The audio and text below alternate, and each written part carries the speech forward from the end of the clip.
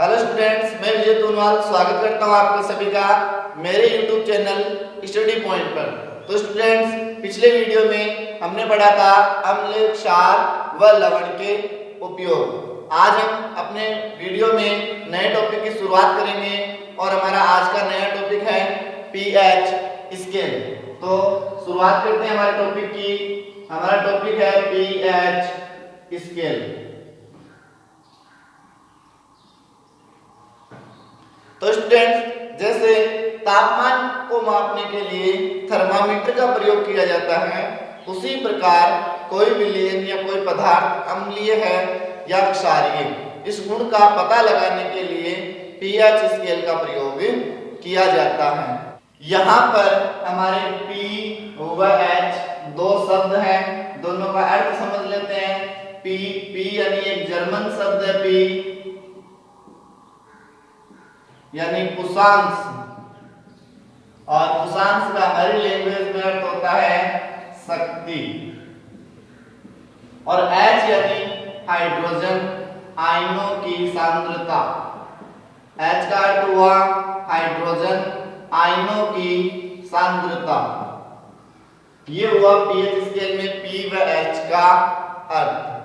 इसके आगे हम बात करते हैं, जो पीएच स्केल है उसका निर्माण किया था सबसे पहले सोरेनसन नामक वैज्ञानिक ने। सोरेनसन नामक वैज्ञानिक ने पीएच स्केल का निर्माण किया था। कब किया था? सन 1909 में सोरेनसन नामक वैज्ञानिक ने सबसे पहले पीएच स्केल का निर्माण किया था। और पीएच स्केल के जो मान होते हैं वो होते हैं हमारे 0 से 14 तक। 0 से 14 तक हमारे पीएच स्केल के मान होते हैं। और कुछ इस प्रकार होती है हमारी पीएच स्केल। देखिए, सबसे पहले 0, फिर 7 और यहां पर रहेगा 14।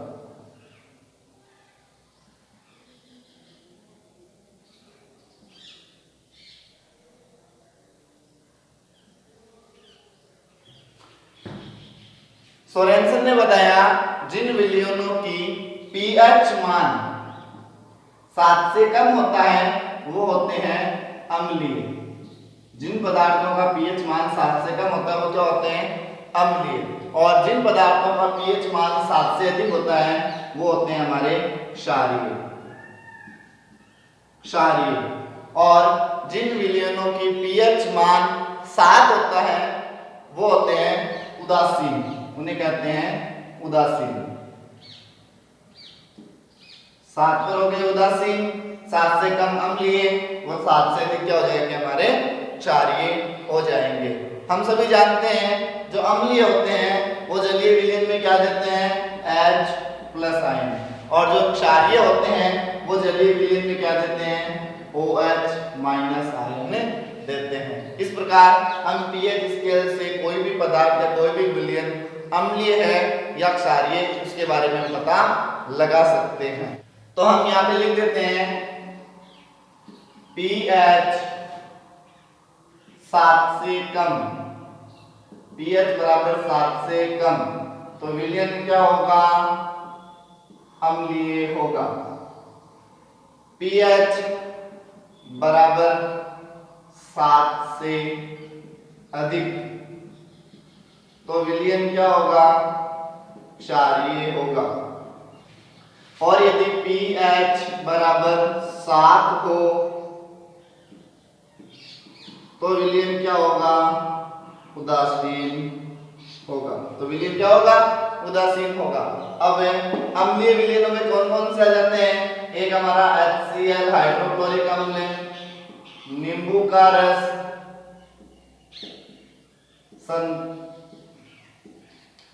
का रस, संतरा, इमली आदि। ठीक है। क्षारीय विलयनों में क्या आ जाते हैं हमारे? एक तो NaOH, उसके अलावा साबुन का पानी, उसके अलावा रक्त, एक हो जाएगा सोडा युक्त युक्त शीतल पेय, ये हमारे हो जाएंगे क्षारीय विलयनों में, क्षारीय पदार्थों में। इन सभी की पीएच क्या होती है? 7 से अधिक होती है। और ये हो जाएंगे हमारे अम्लीय विलयनों में, इन सभी की पीएच क्या होती है? 7 से कम होती है। आगे बात करते हैं उदासीन की। तो जो हमारे शुद्ध जल होता है उसकी पीएच होती है 7, यानी शुद्ध जल क्या होता है? उदासीन होता है। जो नमक होता है उसकी पीएच भी होती है 7, नमक की पीएच भी होती है 7, ये भी होता है हमारे उदासीन। तो इस प्रकार हमने देखा पीएच स्केल के बारे में। इसके अलावा सोरेनसन नामक वैज्ञानिक ने पीएच की परिभाषा भी बताई। तो परिभाषा क्या बताई? आइए देखते हैं। पीएच सोरेनसन ने बताया कि हाइड्रोजन आयनों की सांद्रता का, हाइड्रोजन आयनों की सांद्रता का ऋणात्मक लघुगणक या लघुगणक, जिसे बोलते हैं लॉग, पीएच कहलाता है। पीएच की परिभाषा बताई सोरेनसन ने। हाइड्रोजन आयनों की सांद्रता, सांद्रता का अर्थ यहाँ पे होगा मात्रा का ऋणात्मक लघुगणक यानी लॉग क्या कहलाता है? पीएच कहलाता है। यानी इसका सूत्र दिया पीएच बराबर माइनस लॉग या आधार में 10 और यहाँ पे आ जाएगा H प्लस आयनों की सांद्रता। हाइड्रोजन आयनों की सांद्रता का ऋणात्मक यानी माइनस लघुगणक यानी लॉग 10 क्या कहलाता है? पीएच कहलाता है। तो ये हो गया हमारे पीएच ज्ञात करने का सूत्र। किसी भी विलयन की हम पीएच ज्ञात कर सकते हैं। आइए समझते हैं इसी से जुड़ा एक प्रश्न। तो प्रश्न है हमारा, एक विलयन में हाइड्रोजन आयनों की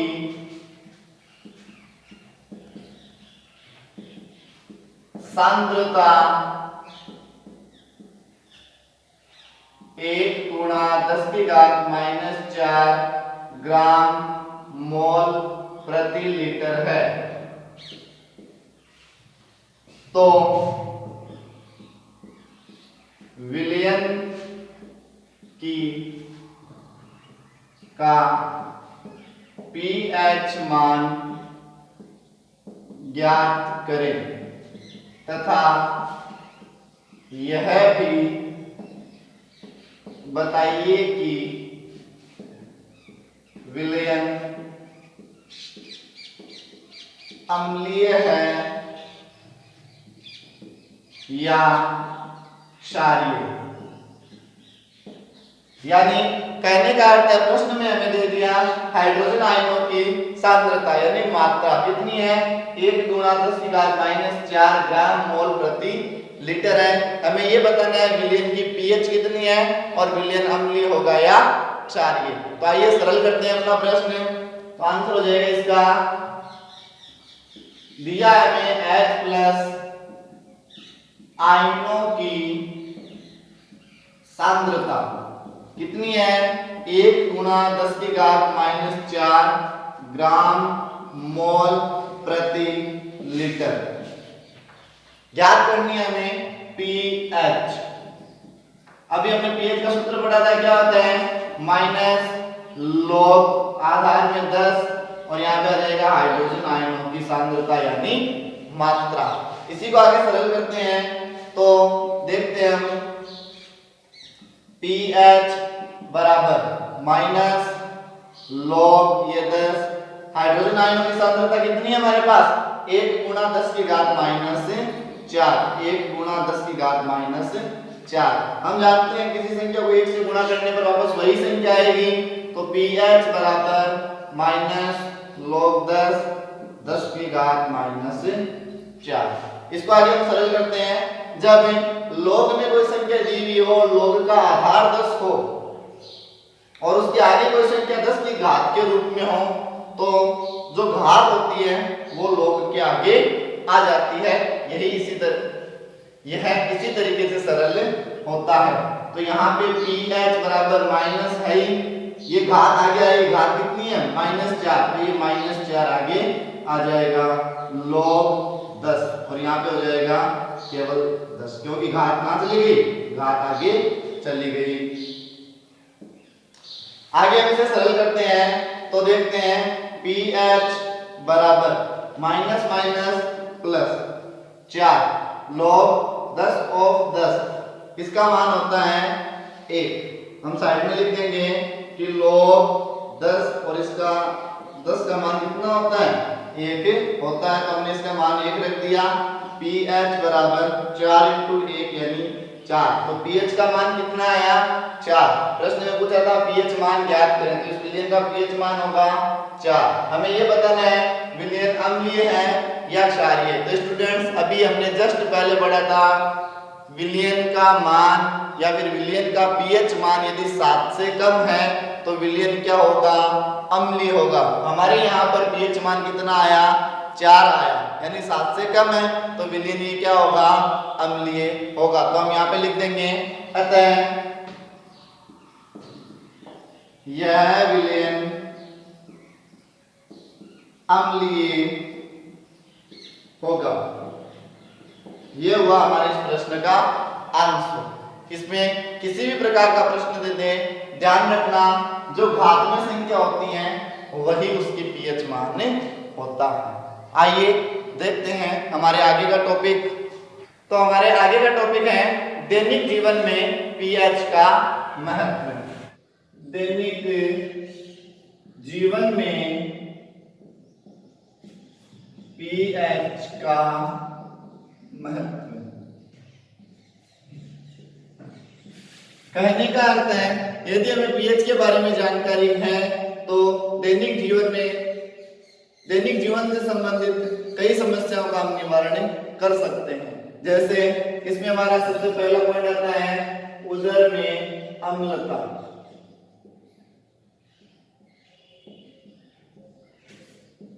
उदर का अर्थ होता है हमारा पेट। तो स्टूडेंट जब हम भोजन करते हैं, वो भोजन जब हमारे अमाशय में पहुंचता है तो भोजन को पचाने के लिए हमारे अमाशय में एक अम्ल स्रावित होता है जिसका नाम है HCl यानी हाइड्रोक्लोरिक अम्ल स्रावित होता है। और यदि कभी कभार क्या होता है, यह हाइड्रोक्लोरिक अम्ल आवश्यकता से अधिक मात्रा में स्रावित हो जाता है तो हमारे पेट में जलन या फिर दर्द का अनुभव हमें होने लगता है। यानी हाइड्रोक्लोरिक की क्या हो गई, अधिकता।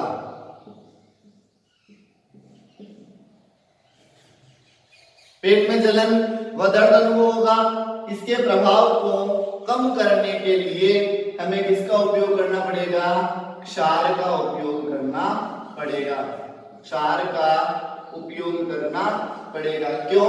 क्योंकि हमें पता है कि अम्ल के गुण को कौन नष्ट कर सकता है, क्षार ही नष्ट कर सकता है। अम्ल की अधिकता हुई तो हमारे पेट में जलन व दर्द की शिकायत हुई, यानी हमें अम्लता के प्रभाव को थोड़ा कम करना है। इसके प्रभाव को कम कौन कर सकता है, क्षार।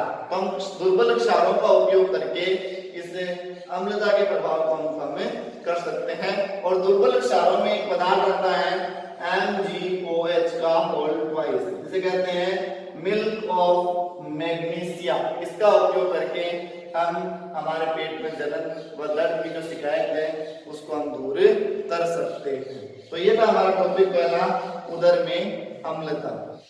अगला हमारा पॉइंट है इसमें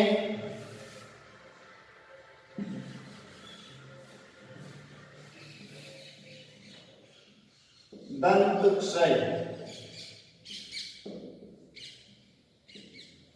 स्टूडेंट्स दंत क्षय यानी हमारा जो मुख है उसकी pH लगभग होती है 6.5। कहने का अर्थ हुआ मुख की पीएच कितनी हुई, लगभग 6.5 के आसपास होती है। और जब हम भोजन करते हैं तो क्या होता है, कुछ मात्रा में भोजन हमारे दांतों के बीच में भी अटक जाता है। तो हमारे मुख में उपस्थित बैक्टीरिया उस दांतों पर जो भोजन लगा हुआ होता है, अपशिष्ट भोजन लगा होता है, अवशिष्ट भोजन लगा हुआ होता है, उससे क्रिया करके अम्ल उत्पन्न करते हैं। मुख की पीएच 6.5 यानी अम्लीय है पहले से। हमारे दांतों में अवशिष्ट जो भोजन लगा हुआ होता है, मुंह में उपस्थित बैक्टीरिया उससे क्रिया करते हैं और क्रिया करने के बाद अम्ल उत्पन्न करते हैं। तो मुंह की पीएच और क्या होगी, कम होगी। और यदि मुंह की पीएच 5.5 से कम होने लगती है, मुंह की पीएच का मान 5.5 से कम होने लगता है, तो हमारे दांतों की जो इनेमल की परत होती है, जो दांतों की सफेदी की परत होती है, उसका क्षय होने लगता है, धीरे धीरे नष्ट होने लगती है, हमारे दांत खराब होने लगते हैं। तो इसका निवारण क्या है भाई, हमारे मुंह में अम्लता की अधिकता हो गई, अम्लता की अधिकता, इसको दूर करना है, इसका उपयोग करेंगे, क्षारीय विलयनों का उपयोग करेंगे, क्षारीय विलयन का उपयोग हम करेंगे। और क्षारीय विलयनों में क्या आता है, हमारे जैसे टूथपेस्ट आता है, कोलगेट आता है, दंत मंजन आता है, ये सारे के सारे कौन से होते हैं, क्षारीय पदार्थ होते हैं। इनसे जब हम दंत मंजन करते हैं तो हमारे दांतों में लगा भोजन अलग हो जाता है, या फिर दांतों की सफाई हो जाती है और मुख की पीएच वापस नियंत्रित हो जाती है। अतः हमें रोजाना भोजन करने के पश्चात दंत मंजन अवश्य करना चाहिए, ताकि हमारी इनेमल की जो परत है वो सही सलामत बनी रहे। इसी में अगला पॉइंट आता है हमारे कीटों का डंक।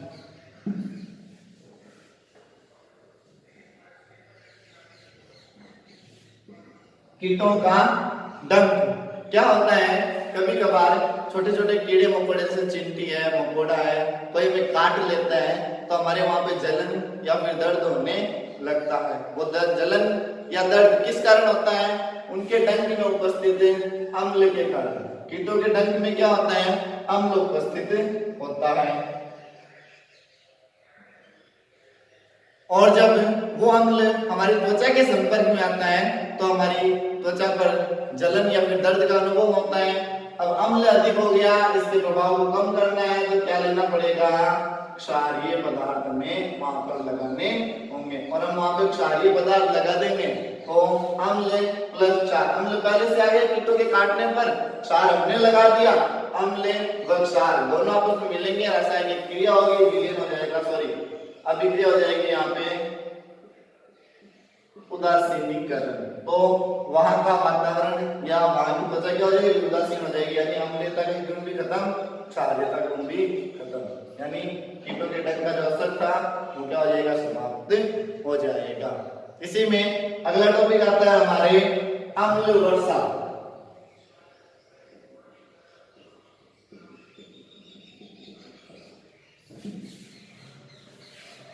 स्टूडेंट्स, जो बरसात का पानी होता है वो बिल्कुल शुद्ध माना जाता है, कि जो बरसात का पानी है बिल्कुल शुद्ध पानी होता है, बहुत अच्छा पानी होता है, उसकी गुणवत्ता भी बहुत अच्छी होती है।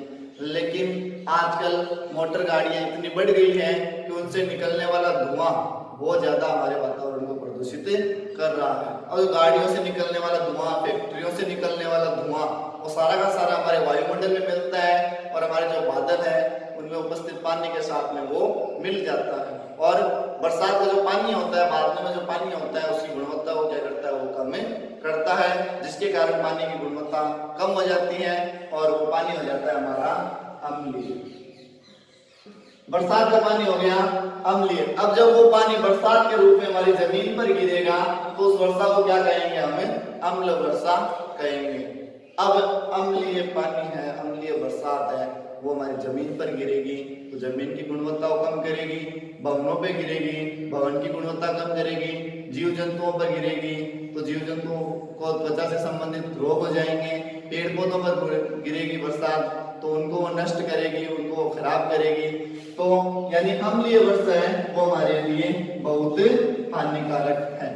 तो इसका निवारण क्या हो सकता है, त्वचा पर हमारे कीटों ने काटा, हमने क्षारीय पदार्थ लगा दिया, ठीक है, उदर में अम्लता हुई, हमने क्षारीय पदार्थ ले लिया। हमारे मुख की पीएच कम हुई, हमने क्षारीय विलयनों से दंत मंजन कर लिया, समस्या समाप्त। लेकिन अम्ल वर्षा, इसका निवारण क्या होगा? क्या हम बादलों में जाके क्षारीय पदार्थों का छिड़काव कर सकते हैं? नहीं कर सकते, ये संभव नहीं है। तो इसका निवारण एक ही है, प्रदूषण कम से कम हो। यानी अम्ल वर्षा का नियंत्रण क्या है? प्रदूषण को नियंत्रित करके, प्रदूषण को नियंत्रित करके अम्ल वर्षा के प्रभाव को हम कम कर सकते हैं। जितना हो सके प्रदूषण उतना हमें कम करना चाहिए, यही इसका एक निवारण है। इसके बाद में अगला पॉइंट आता है हमारे इसमें 5वां पॉइंट है मृदा की पीएच। मृदा यानी मिट्टी।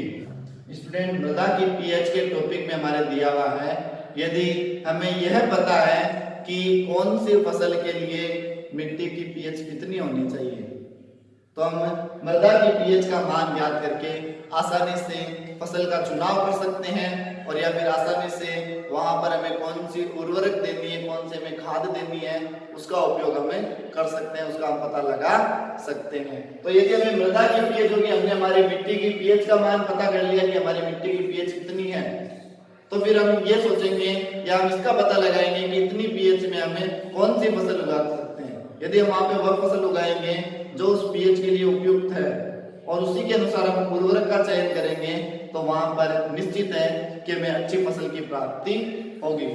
तो हम मृदा की पीएच ज्ञात करके वहां पर बोई जाने वाली फसल का चयन कर सकते हैं, उस फसल को कौन सी उर्वरक देनी है उसका भी हम चयन कर सकते हैं, जिससे हमें अच्छी से अच्छी फसल की प्राप्ति होगी। तो इस प्रकार दैनिक जीवन में पीएच का बहुत अधिक महत्व है। हम दैनिक जीवन से जुड़ी कई समस्याओं का निवारण कर सकते हैं।